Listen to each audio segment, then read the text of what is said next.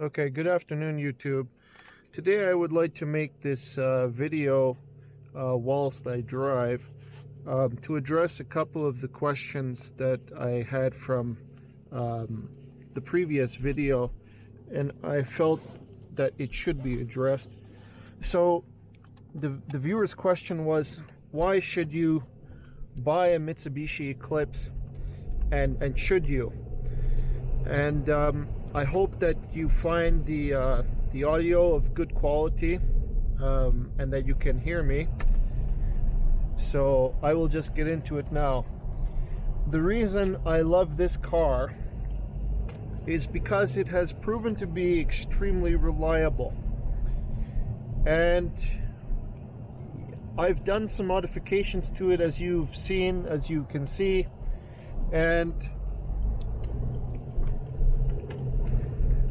I have to say, it's the first car I've ever owned which has accepted the modifications so well, I might say, and has given me free time and money to not have to repair things all the time. And so it's proven to be a very dependable daily driver, requiring fuel and oil and just the basic stuff. I will say that as a new prospecting Mitsubishi owner, Eclipse owner, you should be very careful about the mileage of the timing belt. That's the key thing to watch out for.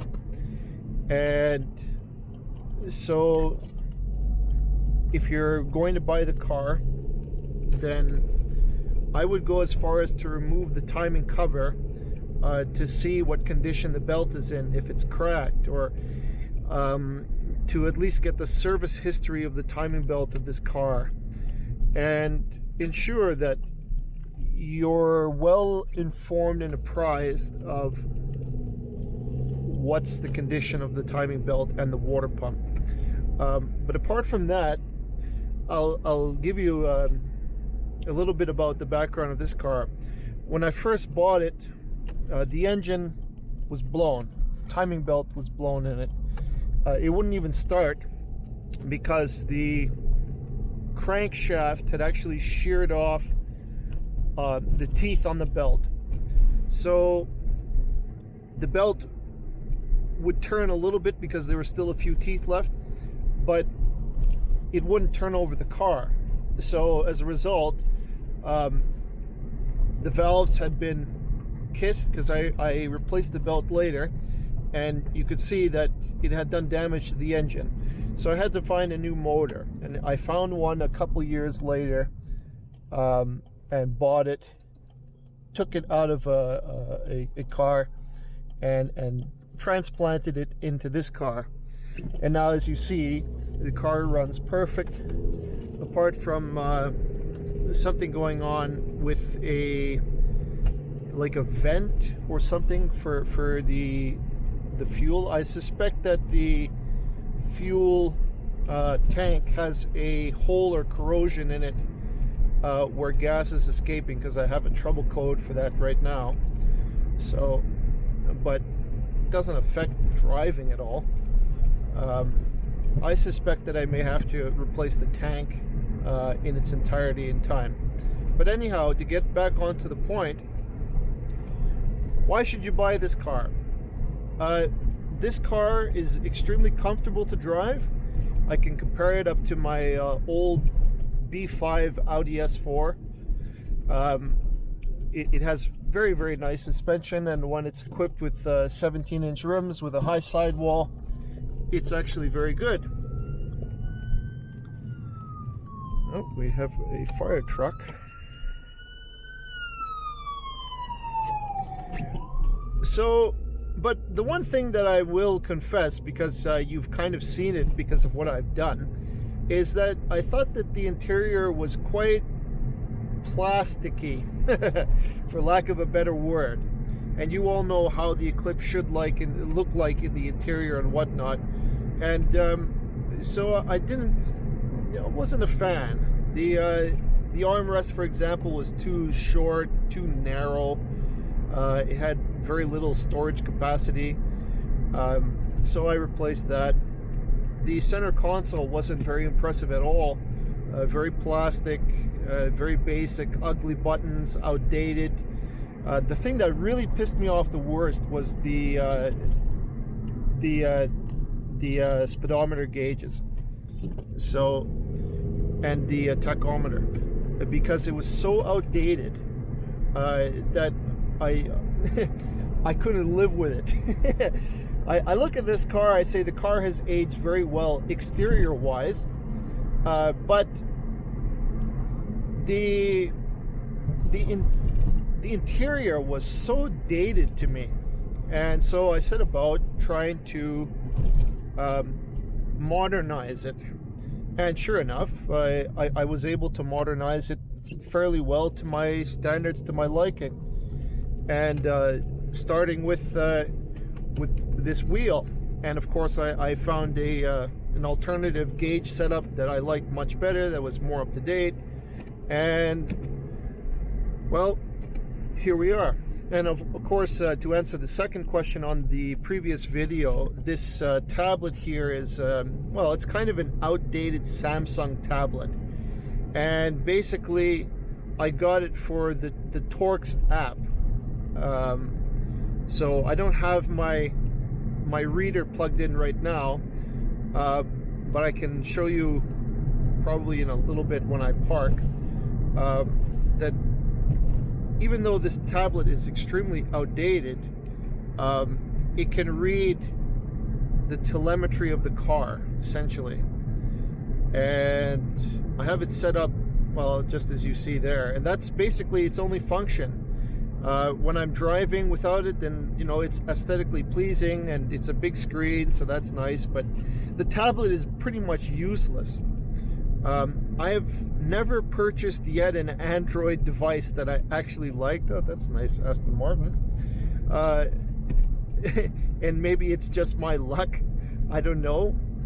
But every single one of them seems to be very incompetent in terms of battery life and overall functionality. So it's been quite a disappointment for me. I'm sure that I'll get hecked from somebody somewhere for saying that, but that's irrelevant.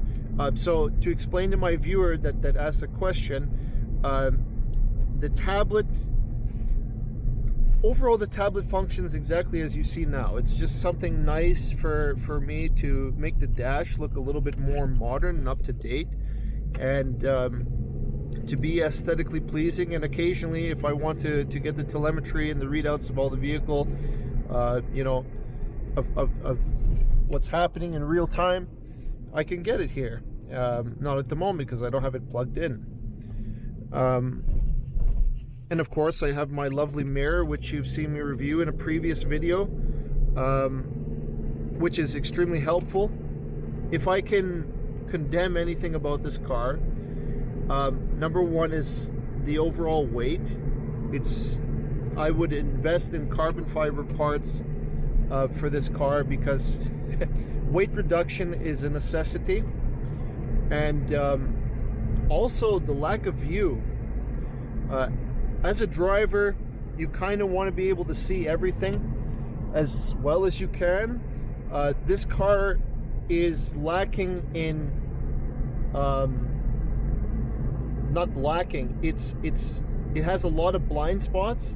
This thick A-pillar right here, the one in the back, the big blind spot, you can see that the mirrors are in the wrong place, essentially. They're like a little bit back.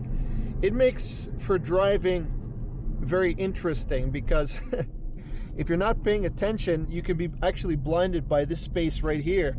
And I know it doesn't seem like it, but it is a massive blind spot for me.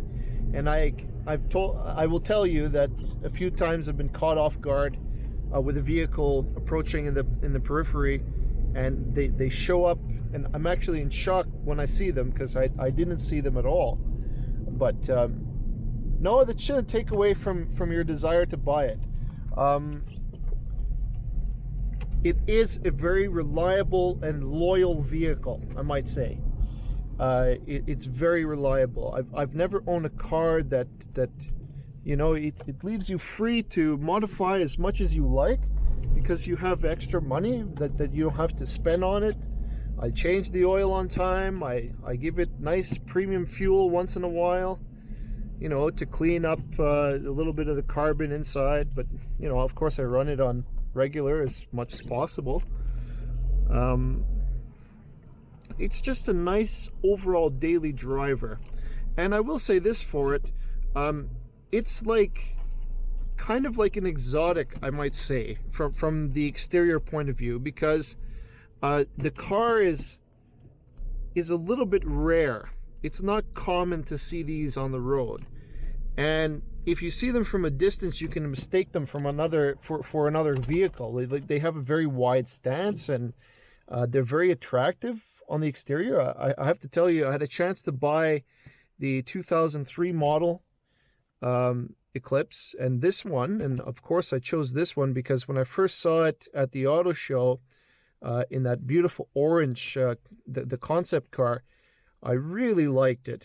I would be lying if I said I didn't like it. I liked it very much, and the inspiration comes from the second gen Eclipse, of course, and they were trying to rekindle some of that magic from the second gen. And I think the reason they failed is because the engine of this car should never have been the 4G69. It should have been the stock GT motor, which is a 6G75, because the car does need the power. With a 4G69, it's a little bit lacking in power, but nonetheless, the 4G69 should be praised and commended for its reliability. It's a good, solid engine, and it will get you wherever you need to go. But they don't call them slow 4Gs for nothing. It's because they are downright slow. I have never driven the GT model. I own a GT, but I haven't got it running yet. But I presume that because it has like 260 horsepower, that it's much faster than this car. So I look forward to seeing what the performance is like in that car.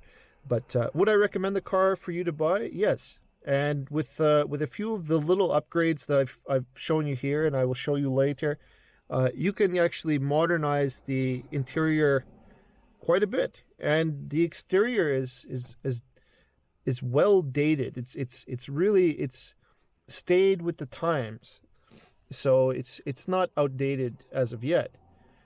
So it's aged very well.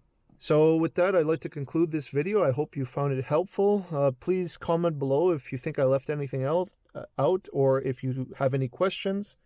Please like and subscribe to my channel to help it grow. And I promise that if you make a video request of me, I will make that video.